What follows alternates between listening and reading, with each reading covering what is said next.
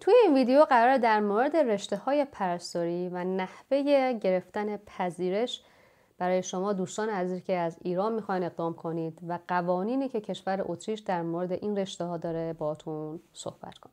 سلام به همه شما دوستان، امیدوارم که خوب باشین. با یه ویدیو دیگه از من فاطیما خوش آمدین. اگر هنوز کانال یوتیوب من رو سابسکرایب نکردین ممنون میشم از شما عزیزان که سابسکرایب کنید، به خاطر اینکه قرار کلی ویدیوهای کاربردی و جذاب در مورد قوانین کشور اتریش، در مورد خود کشور اتریش، راههای ورود به کشور اتریش و کشورهای دیگه اروپایی در اینجا براتون آپلود کنم.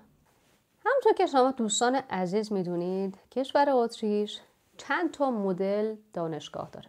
دانشگاه‌های دولتی داره، دانشگاه‌های خصوصی داره و دانشگاه‌های علمی کاربردی به زبان خودمون که فاخوخشوله هستن. رشته‌هایی مثل رشته‌های پرستاری در کشور اتریش در دانشگاه‌های دولتی ارائه نمیشه و شما باید از فاخوخشوله‌های کشور اتریش برای این رشته اقدام کنید و از فاخوخشوله‌ها پذیرش بگیرید. خب اصلا فاخوخشوله چیه؟ فاخوخشوله‌ها، یا اینجوری بگم بهتر براتون بگم، با توجه به اسمش معلومه دیگه معنیش چیه. فاخوخشوله یعنی سطح پیشرفته مدرسه، یعنی سیستم فاخوخشوله در واقع مدرسه طوریه. شما در واقع مدرسه ثبت نام میکنید که سطح علمی بالایی داره، در سطح دانشگاهی هستش، منتها سیستم آموزشش، سیستم روال پذیرشش به صورت مدرسه هستش و شما طی 3 سالی که درس میخونید اونجا در انتهای تحصیلتون مدرک بچلر به شما میدن. اگر در رشته پرستاری میخواین شرکت کنید در مدرک بچلر به شما میدن و شما در انتها با مدرک بچلر فارغ التحصیل میشید.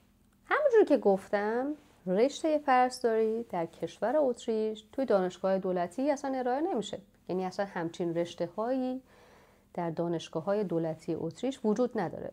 چرا شما میتونید در مقطع ارشد از دانشگاه ملی وین علوم پرستاری رو پذیرش بگیرید، ولی اینکه بخواید در رشته پرستاری شرکت کنید، تحصیل کنید، فقط در کشور اتریش یا باید آسپیلونگش رو بگذارید یا باید در فاخوخشوله های کشور اتریش ثبت نام کنید و اونجا تحصیل کنید و از اونجا پذیرش بگیرید. فاخوخشوله های کشور اتریش کلاً سیستمشون با دانشگاه های دولتی فرق داره. این موضوع خیلی توی گروه مطرح شده که شما عزیزان تفاوت فاخوخشوله و دانشگاه دولتی رو پرسیدین از من. ببینید دانشگاه همه جای دنیا دانشگاهه. شما انتخاب واحدتون با خودتون هستش. شما چه روزی میخواین، چه انتخابی میخواین، انتخاب واحدی انجام بدین. دوست دارین توی ترم 16 واحد بردارین، دوست دارین توی ترم 8 واحد بردارین، این همه دست خودتون هستش. یعنی این انتخاب واحد و اینکه به چه نحوی چه روزایی دوست دارین تحصیل کنید با خود شما هستش. فاخوخشوله ها همونجور که گفتم مدرسه طوری هستش. انتخاب واحد با خود دانشگاه هستش، یعنی خود دانشگاه شما رو ملزم میکنه توی این ترم باید حتما این واحدها رو پاس کنید، این درس ها رو بخونید و هر روز از روز دوشنبه تا روز جمعه که ساعت کاری هسته شما از صبح تا مثلا بعد از ظهر ساعت 4 بعد از ظهر، 1 بعد از ظهر هر روز باید دانشگاه حضور داشته باشین و هر روز شما کلاس دارید. دقیقاً فرم مدرسه هستش. یه تفاوت بارزش اینه. توی فاخوخشوله ها تفاوت دیگه‌ش اینه، توی فاخوخشوله ها مثل دانشگاه نیستش که شما توی اون ترم مثلا یک واحدی رو پاس نکردین. شما توی اون ترمی که گذروندین حتما باید اون واحد رو پاس کنید. اینجوری نیستش که اون واحد رو شما بذارید برای ترمای بعدی و ترمای بعدی پاس کنید. شما موظف هستین همون واحدی که همون ترم به شما دادن همون ترم پاس کنید. اگر یک بار افتادین اون واحد رو، یعنی نتونستین پاس کنید، 2 بار دیگه شما اجازه دارین که اون واحد رو پاس کنید. یعنی در طول ترم اگر یه ترمتون ترم تابستان هستش، زمستان هستش، فرض مثال طول ترم تابستان شما واحد فیزیوتراپی دارین یا مثلا واحد آناتومی دارین. واحد آناتومی رو شما باید 100% تو اون ترم تابستان پاس کنید. 3 بار اجازه دارین که اون امتحان رو امتحان بدین. اگر بار سوم قبول نشدین، کلاً شما از دانشگاه، یعنی پذیرش شما باطل میشه، ثبت نام شما باطل میشه و شما دوباره باید مجدد اون ترم رو از نو شروع کنید. دانشگاه فقط به شما اجازه میده که 1 بار این کار رو انجام بدین. اگر بار دیگه قبول نشدین، کلاً باید از دانشگاه مجدد پذیرش بگیرید. یعنی این قوانین سختگیرانه فاق الشوله هستش. در انتهای سال، یعنی 3 سالی که شما درس خوندین، بعد از سال سوم یه آزمون نهایی شما دارین که نامش Abschlussprüfung هستش. این Abschlussprüfung به چه صورت هستش؟ مثل پایان نامه خود ما ایران نیستش که بخواین شما پایان نامه تحویل بدین، ارائه بدین، تمام بشه. نه. کل درس هایی که شما توی این 3 سال تحصیل کردین و درس خوندین و آزمونش رو دادین و پروفونگش رو قبول شدین و مجدد از شما توی Abschlussprüfung سوال میکنن. یعنی Abschlussprüfung شما شخصایی که میان براتون این امتحان ازتون میگیرن هم اساتید شما هستن، مدیریت دانشگاه هستش و 2 تا شخص دیگه از خود دولت اتریش، یعنی از مگسترات فونکسن، یعنی اما فونکسن میاد اونجا میشینن روبروی شما. دقیقا مثل انگار شما رفتین توی دادگاه نشستین، از خودتون میخواین دفاع کنین. اونا از شما سوال میپرسن، شما جواب میدین. هر زمان که شما این Abschlussprüfung رو قبول شدین، شما میتونید در رشته پرستاری کار کنید. وارد رشته پرستاری میشین، گلاوبن دارین، یعنی این برای دکترا انجام میدن، اونو انجام میدین، تعهد میدین که شما همه چیزتون اوکی هستش، گلاوبن میکنید، مدرکتون رو تحویل میگیرین و از روز بعدش شما میتونید در رشته پرستاری مشغول به کار بشین.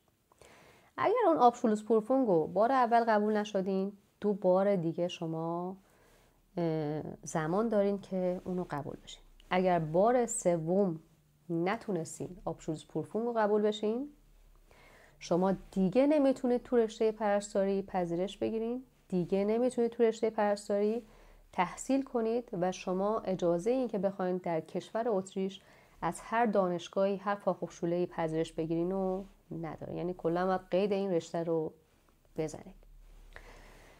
دوستان عزیزی که از ایران میخوان ورود کنن، ما با شما مشاوره هایی که میکنیم بهتون میگیم که دوست عزیز، گرفتن پذیرش از فاخ‌الشوله به همین راحتی نیست. شما یه آزمون ورودی دارین، مصاحبه دارین. درسته از شما مدرک زبان نمیخوان، ولی تو مصاحبه که از شما انجام میدن، یعنی با شما میگه انجام میدن، طرف سطح زبان شما رو میسنجه، میشینه جلوی شما، شما باش با دویچ باید صحبت کنید. دویچ Sprache nicht English، یعنی باید انگلیسی نیست، نو دویچ Sprache، زبان آلمانی باید باش صحبت کنید. تمام سوالایی که از شما پرسه نمیخواد پرفکت جواب بدین، یعنی زبانتون دویچتون پرفکت باشه، ولی باید متوجه بشین طرف چی داره به شما میگه و دویتلیش خوانا واضح، حالا گراماتیکش اصلا زیاد مهم نیستش، ولی جواب طرف رو بدین. توی اون آزمون ورودی که از شما میگیرن، مصاحبه که انجام میدن، نظر شما رو در مورد رشته پرستاری میپرسن. چرا میخواین این رشته رو بخونید؟ چه تصمیمی برای آیندهتون دارین؟ خیلی براشون مهم هستش. زمان قدیم، حالا اگر که سنتون بیشتر از سن دیپلم هستش، 19 سال هستش، 20 سال هستش، بیشتر هستش، چی کار کردین توی این سالها؟ چه حرفه‌ای رو انجام دادین و چرا از اون حرفه میخوان حرفه خودتون رو تغییر بدین و رشته پرستاری رو تحصیل کنید؟ براشون خیلی مهم هستش. در کنار این سوالها یه سری سوالهای تخصصی هم از شما میپرسن. حالا در مورد رشته پرستاری هستش، یه مطلبی رو به شما میدن، اون رو شما باید بخونید خلاصه مطلب رو باید براشون توضیح بدین که اصلا این مطلب چی بود. در واقع این مصاحبه که از شما میپرسن این نیست که شما نمیتونید توی رشته پرستاری تحصیل کنید، این نیستش، نه. اینه که این مصاحبه بیشتر در واقع طرف میخواد سطح زبان شما رو بسنجه.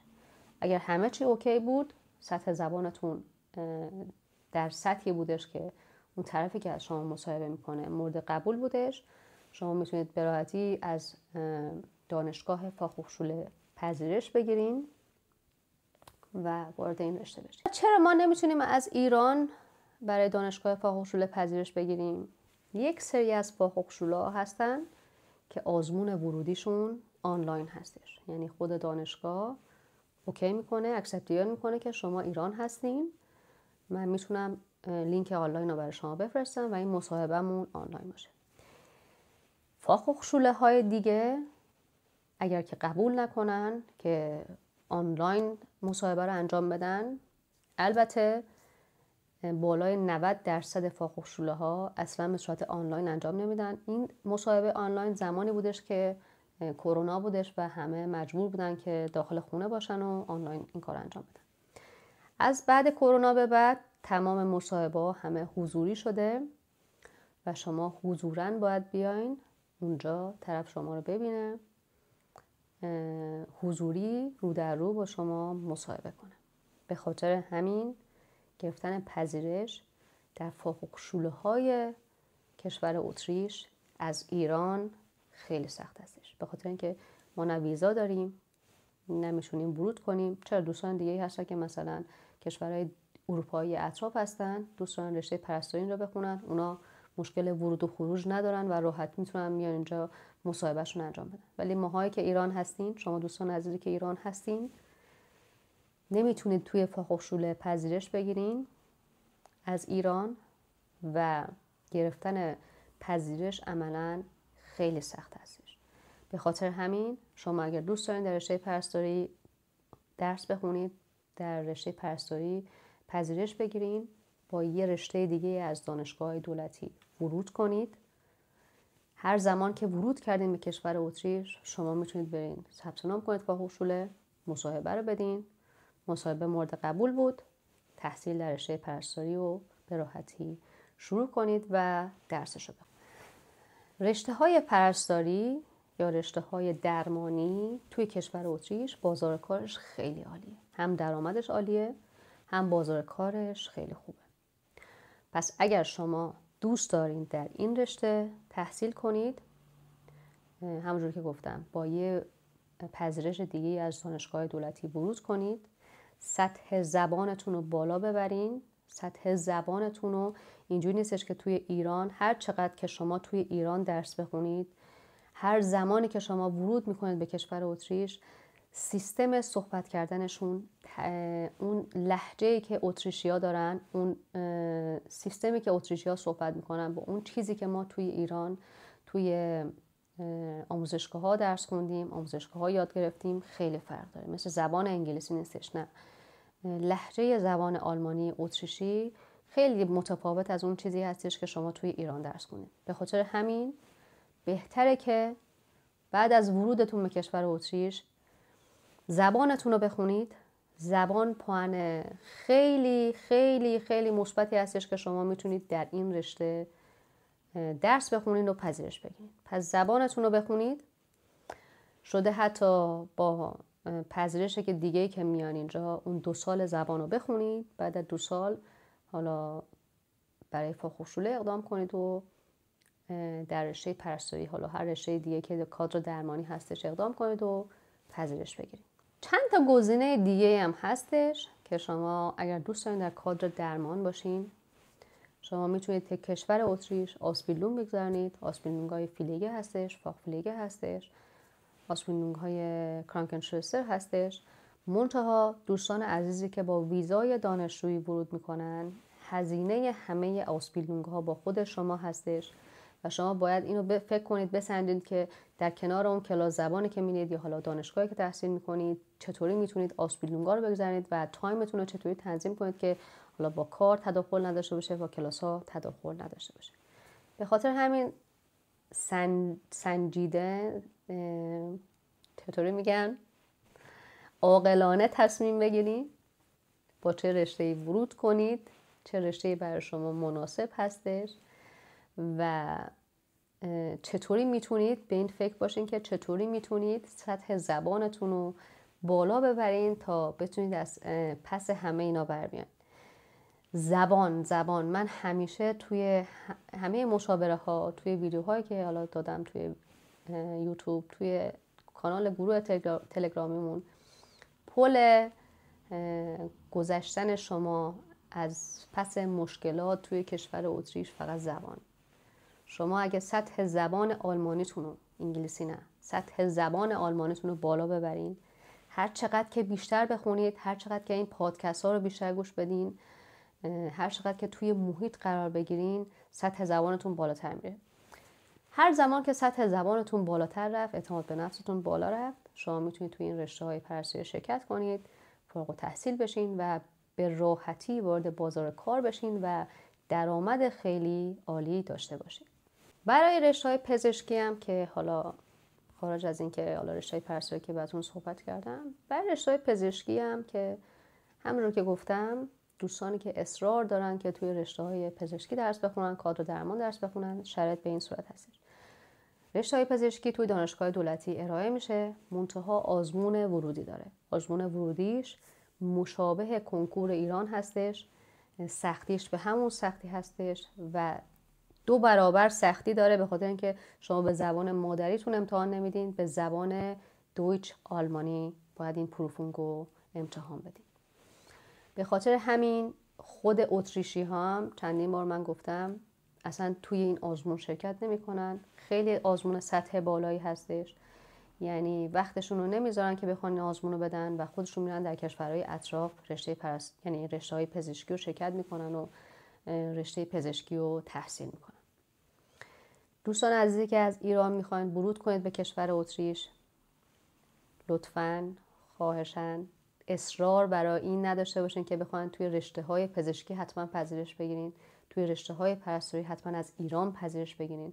شما میتونید به راحتی از خیلی رشته‌های دیگه که راحت هستن پذیرش بگیرین، ورود کنید به کشور اتریش و اینجا دستتون باز هستش که هر کاری که دوست دارین انجام بدین. ولی شما باید از اون ایران در بیاین. به خاطر همین اصرار بر این نداشته باشین که حتما اون رشته رو پذیرش بگیرین. اگر شما واقعا میخواین مهاجرت کنید، اگر واقعا میخواین از ایران در بیاین، خیلی رشته های راحتی هستش که شما به راحتی میتونید پذیرش بگیرین، ورود کنید و اینجا تحصیل کنید و ادامه تحصیل بکنید. این صحبت هم فقط مختص کسایی هستش که دوستان در این رشته ها تحصیل کنن.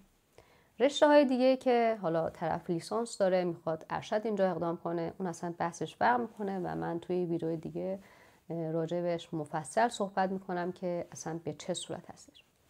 تمام این ویدیو مختص کسایی بودش که دوست داشتن توی رشته پرستاری شرکت کنن، از دانشگاه ها پذیرش بگیرن و نحوه این قوانین و گرفتن پذیرش رو براتون گفتم.